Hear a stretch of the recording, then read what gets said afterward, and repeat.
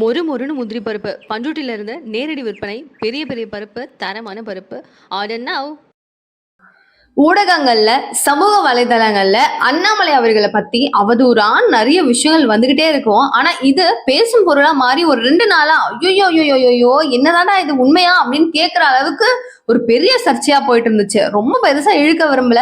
மாரிதாஸ் அவர்கள், கிஷோர் கே சாமி, அடுத்து முக்கிய நபரான கல்யாணராமன் அவர்கள் எல்லாருமே சேர்ந்து முழுக்க முழுக்க அண்ணாமலை அவர்கள் 80 கோடி ரூபாய் சொத்தை 4.5 கோடி ரூபாய்க்கு வாங்கிட்டாரு அப்படிங்கிற ஒரு பெரிய குற்றச்சாட்டை வச்சுக்கிட்டே இருக்காங்க. அதை நம்ம பார்த்துக்கிட்டே தான் இருக்கோம். இது எல்லாத்துக்கும் பதிலளிக்கும் வகையில நான் உங்களுக்கு சொன்னா நம்ப மாட்டீங்க, வேற யார் சொன்னாலும் நம்ப மாட்டீங்க. இவங்க சொல்லியிருக்காங்க அவங்க சொல்லியிருக்காங்கன்னு சொன்னாவும் அது நம்மளுக்கு பெரிய சாட்டிஸ்ஃபைங்கா இருக்காது. நம்புறோன்றதை தாண்டி சாட்டிஸ்ஃபைடா ஆமா சொல்றாங்க அப்படின்னு இருக்கும். ஆனா சம்பந்தப்பட்ட அண்ணாமலை அவர்களே அறிக்கை மாதிரி ஒரு விஷயத்த வெளியிட்டிருக்காருன்னா இதுக்கு மேல வேற என்ன வேணும்? எஸ், மாரிதாஸ் அவர்கள் ஆகட்டும் அண்ட் மீதம் நான் சொன்ன கிஷோர் கே சாமி அவர்களும் கல்யாணராமன் அவர்களையும் பொழிச்சின்னு துப்பும் வகையில இங்க பார் உனக்கு இதுக்கு மேல என்ன வேணும் அப்படின்னு கேட்கும் வகையில தான் ஒரு அறிக்கையை வெளியிட்டு இருக்காரு. என்ன பேசியிருக்காரு, என்னத்தை புட்டு புட்டு அப்படி வச்சிருக்காரு. வாவ், இதுக்கு தாண்டா அண்ணாமலை வேணும், அண்ணாமலை மாதிரி ஒரு நபர் வருமா அப்படின்னு நம்ம எல்லாம் சொல்றோம் கதறோம்னா உனக்கு என்ன அண்ணாமலைக்கான ஆதரவா அப்படின்னு கேட்கறவங்களுக்கும் உண்மையாவே பாருங்க சார், இவர் மாதிரி யார் சார் வருவாங்க அப்படின்றத ஒரு அப்படியே எக்ஸ்ப்ளோர் பண்ணணும்னு தோணும்ல.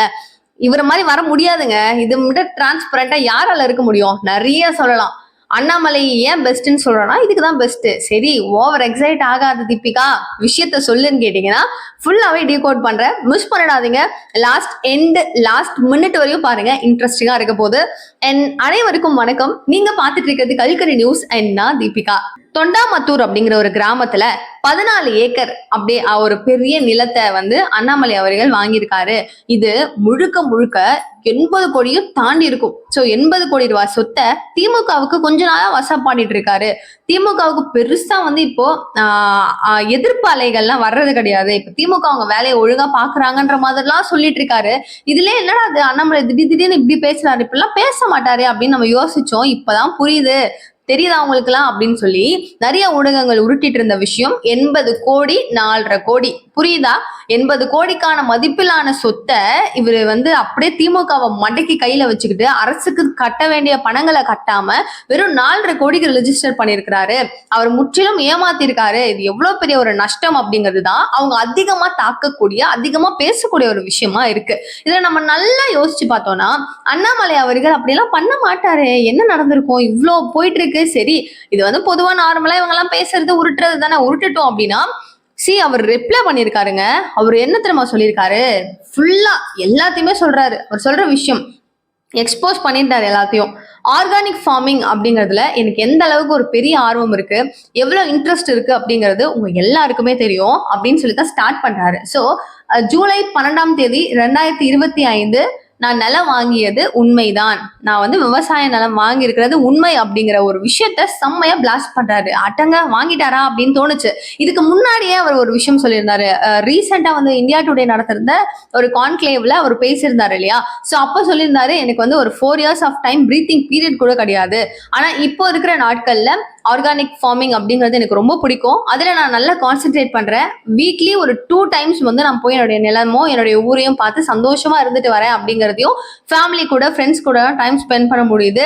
அண்ட் முழு நேர அரசியல் நான் வரலன்றதுனால என்னால பகுதி நேர வேலைகள் என்னென்ன பண்ண முடியுமோ நான் பண்றேன். பிளஸ் இதையும் நான் பாத்துக்கிறேன்றது தெளிவுபட அவர் சொல்லியிருந்தாரு. ஸோ அதுலயே ஓகே, அவரோட இவங்கெல்லாம் பேசுற மாதிரி அந்த லேண்டு ஓகே, ஏதோ லேண்டு அப்படின்னு தோணுச்சு. ஆனா இது அபிஷியல் கன்ஃபர்மேஷனா பண்ணும்போது ஓகே சூப்பர் அவர் வாங்கிட்டாரு அப்படிங்கிற மாதிரி ஒரு ஹாப்பினஸ். அண்ட் இது கூட அவர் சொல்ற விஷயங்கள் என்ன அப்படின்னு பாத்தீங்கன்னா, நான் நிலம் வாங்கியது உண்மைதான், என்னுடைய சேவிங்ஸ் மூலமா, அடுத்த கட்டமா மனைவியினுடைய சேவிங்ஸ் மூலமா அண்ட் அடுத்த கட்டமா பேங்க்ல லோன் அப்ளை பண்ணி இது எல்லாத்தையுமே யூஸ் பண்ணிட்டு தான் நான் அந்த ஒரு இடத்த வாங்கியிருக்கேன் அப்படிங்கறத தெளிவுபட சொல்றாரு.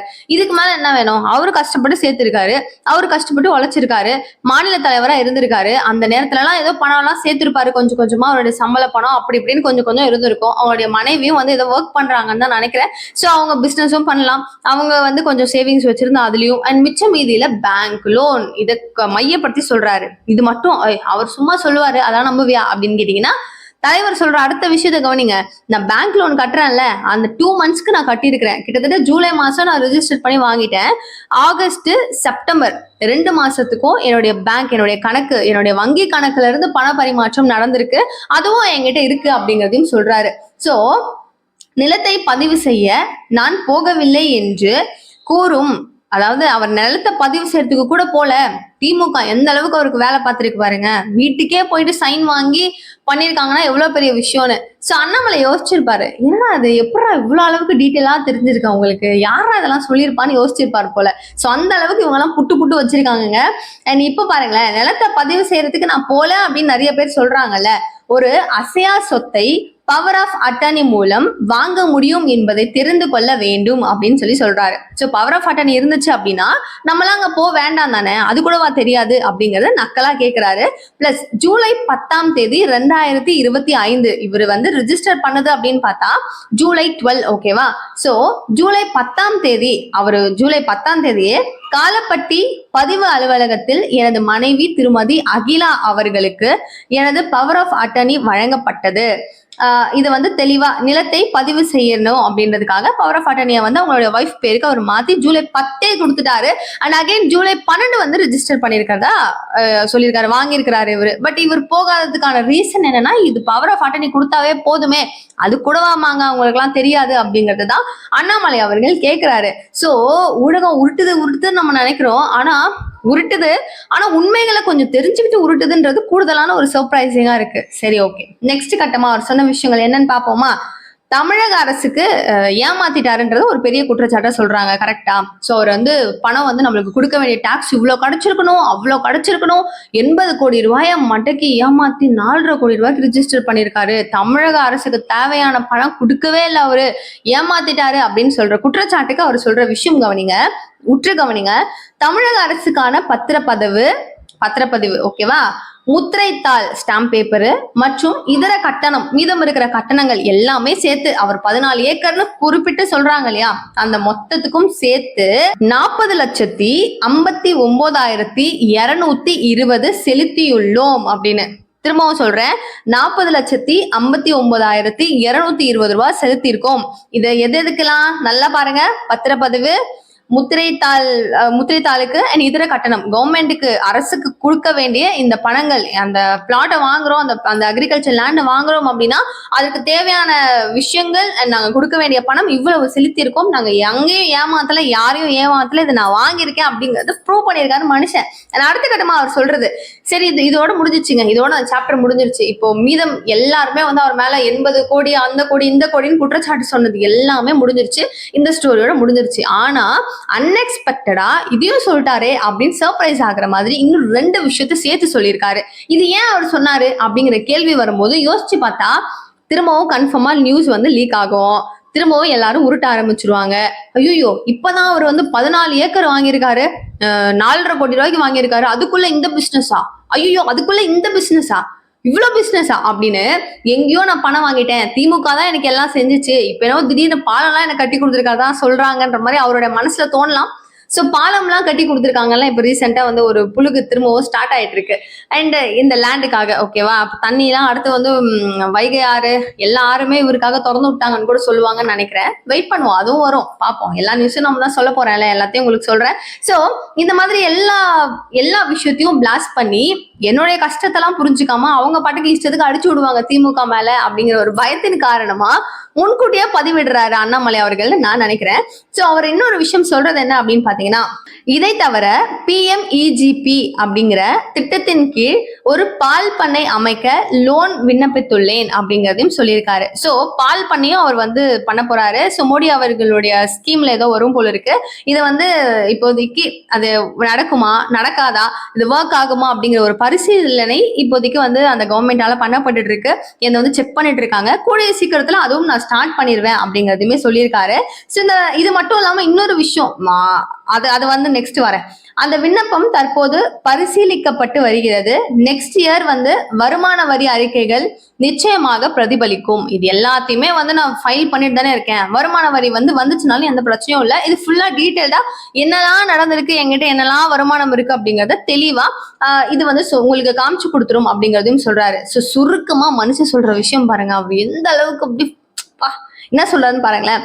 சுருக்கமா சொல்லணும் அப்படின்னா, இதுவரை வாங்கிய முதல் மற்றும் அசையாத சொத்து இதுதான் அப்படிங்கிறாரு. இவ்வளோ டிரான்ஸ்பரண்டா whatever it may be super boss நீங்க அப்படின்னு சொல்றாங்கல்ல. அண்ணாமலைனா வந்து ஒரு ஹானஸ்ட். எல்லாருமே நம்மளுடைய கமெண்ட் பாக்ஸ் ஓபன் பண்ணி பாருங்களேன், சும்மா ஏதாவது ஒரு வீடியோஸ்ல பாருங்க, அண்ணாமலை அவர்களுக்காக அவ்வளோ சப்போர்ட். அண்ணாமலைக்கு 100க்கு மார்க் போடுங்கன்னு சொன்னா 1000த்துல லட்சத்துல எல்லாம் மார்க் போடுறாங்க. சோ இந்த அளவுக்கு இவ்வளோ ஒரு மனசோட ஒரு ஒப்பிட்டு சூப்பர் அப்படின்னு சொல்லி ஒரு ஹானஸ்டுக்கு ஒரு பேர் அப்படின்னா அண்ணாமலைன்னு சொல்லுவோம்ல. இவ்வளவு நாள் இருந்த கிரேட் வேற பாஸ், இப்போ இனிமே உங்களுடைய தரம் அப்படிங்கிறது இன்னும் அதிகமா உயர்ந்திருக்கு. ஏன்னா இப்போ இருக்கிற அரசியல் காலங்கள் அப்படின்னு சொல்லி பார்க்கும்போது ஒருத்தவங்களுக்கும் இருக்கிற சொத்துக்கள், ஈவன் கவுன்சிலரா இருக்கிறாங்க, ஒன்னும் இல்ல சும்மா உறுப்பினரா தான் இருக்காங்க, அவங்களுக்கான கடைகள் என்ன, அவங்களுக்கான ஒரு மரியாதை என்ன, அவங்களுக்கான அங்கீகாரங்கள் என்ன, அவங்க வச்சிருக்கிற கார் என்ன, அவங்க வச்சிருக்கிற வீடு என்ன, அவங்க வச்சிருக்கிற சொத்து என்னன்னு சொல்லும் வகையில அவ்வளவு அளவுக்கு அவங்களால புரட்டிக்க முடியுது. ஆனா 4 வருட காலம் மாநில தலைவரா இருந்திருக்கீங்க. நீங்க இவ்வளவு டிரான்ஸ்பரண்டா நான் வாங்கின முதல் சொத்து அசையாத சொத்துனா இதுதான் அப்படின்னு சொல்லி காமிக்கிறீங்க. அதுவும் நீங்க இன்னைக்கு வந்தாலும் நீங்க செக் பண்ணிக்கலாம் அப்படின்னு சொல்லக்கூடிய அளவுக்கு பேங்க் டேட்டால இருந்து எனக்கு இதெல்லாம் போகுது, லோன் போகுது, இதெல்லாம் நான் கையில வச்சிருந்த பணம், என் ஒய்ஃபோட பணம் அப்படின்னு சொல்லி மொத்தமா நீங்க காமிச்சிட்டு சூப்பர் நீங்களா அப்படின்னு சொல்லி புகழ்ந்துட்டு இருக்காங்க அண்ணாமலை அவர்களை. இது மட்டும் இல்லாம கூடுதலா நான் 3வது ஒரு விஷயம் சொல்றேன்னு சொன்னேன் இல்லையா, இது கவனிங்க. இப்போ நிறைய பேருக்கு பிசினஸ் ஸ்டார்ட் பண்ணணும்னு இருக்கும். நிறைய இளைஞர்களோ நான் ஏதாச்சும் ஒரு ஒர்க் பண்ணணும், லைக் நான் ஏதாவது ஒரு புதுசா ஒரு எம்பவர் பண்ணணும் அப்படின்னு நினைக்கிறவங்களுக்கு பணம் இருக்காது. அதனால முதலீட்டு நிறுவனம் ஒண்ணு அமைக்கிறதுக்காக முடிவு பண்ணியிருக்கேன். கூடிய விரைவில் அதுவும் நடக்கும் அப்படின்னு சொல்லியிருக்காரு. ஒட்டு மொத்தமா இது எல்லாத்தையுமே அவர் ரொம்ப நாளா பிளான் பண்ணி கொஞ்சம் கொஞ்சமா எக்ஸிக்யூட் பண்ணிட்டு இருக்காரு. அண்ட் இதுவும் இல்லாம அவர் லாஸ்டா பொழிச்சு இதுக்கு மேல எப்படா நம்ம எல்லாம் அசிங்கப்படுத்த முடியும், நம்மளே ஃபீல் பண்ணும் வகையில இருக்கணும் அப்படிங்கிறதுக்காக அவர் ஒரு விஷயம் சொல்றாரு. சோ எனக்குன்னு வந்து அதாவது நான் மாநில தலைவரா ஒரு 4 வருட காலம் இருக்கும்போது எனக்கான டைட் ப்ரெஷர் ஆஃப் இருந்துச்சு என்னுடைய ஒர்க்ல. சோ இப்போ வந்து இதுக்கப்புறம் அப்படிங்கும்போது எனக்குன்னு ஒரு ஃபேமிலி இருக்கு, எனக்குன்னு ஒய்ஃப், குழந்தைங்க, அம்மா அப்பா அப்படின்னு எனக்குன்னு ஒரு பேக்ரவுண்ட் இருக்கு. சோ வணிக ரீதியில நான் அவங்களுக்கான இன்வெஸ்ட்மெண்ட்ஸ், அவர் சொல்றது இன்வெஸ்ட்மெண்ட் இப்பயே நான் பண்ணி வச்சு எனக்கான தேவைகள் என்ன அப்படிங்கறத நான் கொஞ்சம் கொஞ்சமா ஃபினான்ஷியலா நான் வந்து ஸ்ட்ராங் பண்ணா மட்டும்தான் என்னுடைய வருங்கால சந்ததியருக்கு நல்லது. சோ அதனால நான் வாங்கி இப்போதைக்கு இப்ப நம்மளே பேசிக்கா பணம் சேர்க்கிறோம், நகை வாங்கணும், ஒரு வீடு வாங்கணும், ஒரு கார் வாங்கணும் அப்படின்னு நம்மளுக்கே நிறைய ஆசைகள் இருக்கும்போது மனுஷனா இருக்கிற அவருக்கும் அவர் இதெல்லாம் வாங்கணும், இதெல்லாம் செய்யணும்ன்ற ஆசைகள் இருக்கலாம். சோ சேர்த்து வைக்கணும் அப்படிங்கிறது எல்லாருக்கும் இருக்கிறது தான். அதை வந்து வணிக முன்னெடுப்பு அப்படிங்கறத நான் இப்பதான் வந்து முன்னெடுத்து வச்சுட்டு இருக்கேன். இதை பெரிய அளவுலாம் நீங்க பேச வேண்டாம் அப்படிங்கறதையும் சொல்றாரு. ஆர்வ கோளாறுகள் வந்து நிறைய பேர் என்னுடைய முன்னெடுப்புல வருத்தத்தோட இருக்காங்க அப்படிங்கிறது புரியுது. அவங்கள கடவுள் தான் காப்பாத்தணும் அப்படின்னு சொல்லி முடிச்சிருக்காரு. சோ நேர்மை, உண்மை அப்படிங்கறதெல்லாம் இவர்கிட்டதான்ப்பா கத்துக்கணும்னு சொல்லும் போது அவரே ஒரு லைனையும் போட்டிருக்காரு. என்ன சொல்றாரு தெரியுமா, இது வரைக்கும் என்னுடைய எல்லா வேலைகள்லயுமே நேர்மை, உண்மையை தான் நான் கடைபிடிச்சிருக்கேன் எனக்கு தெரிஞ்ச வரைக்கும் அப்படிங்கறதையும் சொல்லியிருக்காரு. நீங்க சொல்லவே வேணாம், ஐயோ நீங்க எப்படி சார் இப்படி இருக்கீங்க அப்படின்னு பாராட்டுகள் குவியுது.